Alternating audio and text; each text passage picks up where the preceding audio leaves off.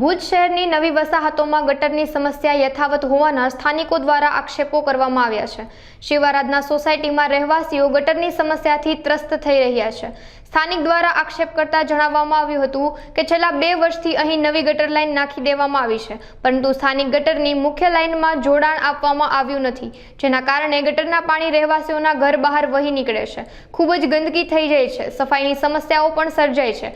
રહેવાસીઓએ આજે ભુજ ખાતે જિલ્લા કલેક્ટર, પાણી પુરવઠા અધિકારી તેમજ આરોગ્ય અધિકારીને આવેદનપત્ર પાઠવ્યું હતું। મારું નામ આરતીબેન ગોસ્વામી છે। હું શિવારાધના સોસાયટીમાં રહું છું। આજ અમે 4 થી 5 વર્ષથી રહીએ છીએ ત્યાં કને, પણ ત્યારથી અમને કહેવામાં આવ્યું હતું કે ગટર લાઈન આવી જશે, ગટરનું થઈ જશે, કામે ચાલુ થયું, ગટરની બધી પાઇપલાઇન ને બધું આવી ગયું। 2-2.5 વર્ષથી કામ બધું પૂરું થઈ ગયું છે, પણ હજી અમારે કંઈ જોઈટિંગ નથી થયું। એના લીધે એટલી બધી ગટર ઉભરાય છે, નગરપાલિકામાં ફોન કરીને કઢાવીએ છીએ તોય પણ 4 દિવસે પાછી ભરાઈ જાય છે ગટર। એટલો હું ત્રાસ છે। અમારા મોટી ઉંમરના જે બા છે, બુજુર્ગ છે, એ સમૂરા બારે નથી નીકળે। એક તો બચાડા બીમાર હોય, કોઈ પણ બીમારીગ્રસ્તને ના બારે નીકળી શકે, ના ક્યાંય નીકળી શકે, ના વોક કરી શકે।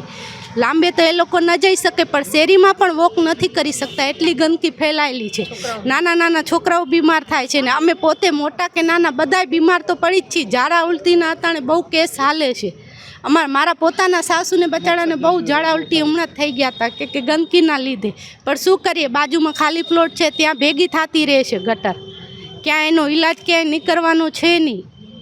તો જે બાજુમાં રહેતા હોય, મચ્છર છે, માખી છે, બધાનો ત્રાસ છે। હવે એ પાણીમાં સાપે એટલા આવે છે, પાણી ભરેલા હોય એટલે એમાં તો આવે જ ને, બધું તળાવ જેવું બની જાય છે। મહેન્દ્રસિંહ પઢિયાર, અમે શિવારાધના સોસાયટી એરપોર્ટ રોડ ઉપરથી આવીએ છીએ। અમે પાણી પુરવઠા બોર્ડમાં કલેક્ટર સાહેબશ્રીને અને આરોગ્ય શાખામાં રજૂઆત કરવા માટે આવ્યા છીએ। અમારે મેન રજૂઆત છે ગટરની, જે ગટર લાઇનનું કામ ચાલુ 2.5 વર્ષ પહેલાં થયું હતું, જે 6 મહિનામાં કામ પૂર્ણ થઈ ગયું છે, પણ હજી 2 વર્ષ ત્યાં ગટર લાઇનમાં અમને કનેક્શન નથી આપ્યા। કોઈ કારણોસર ત્રુટિ રહી ગયું જે હોય તે કામ 99% પૂરું થઈ ગયું છે, ખાલી કનેક્શન આપવાનું બાકી છે। એના કારણે આજે ગટર એટલી બધી ફેલાયેલી છે, હાલવાનું અમને એકદમ મુશ્કેલ થઈ ગયું છે।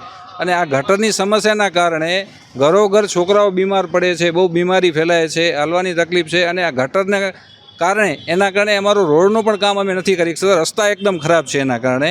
તો આના માટે સાહેબશ્રીની રજૂઆત કરવા આવ્યા છીએ કે 2 વર્ષ ત્યાં કામ પૂર્ણ થઈ ગયું છે, છતાં પણ અમારે કનેક્શન કેમ નથી આપતા, એ અમારી રજૂઆત છે। અને એમને સાહેબશ્રીને નિવેદન કરશું કે એ અમને સત્વરે પૂરું કરી આપે।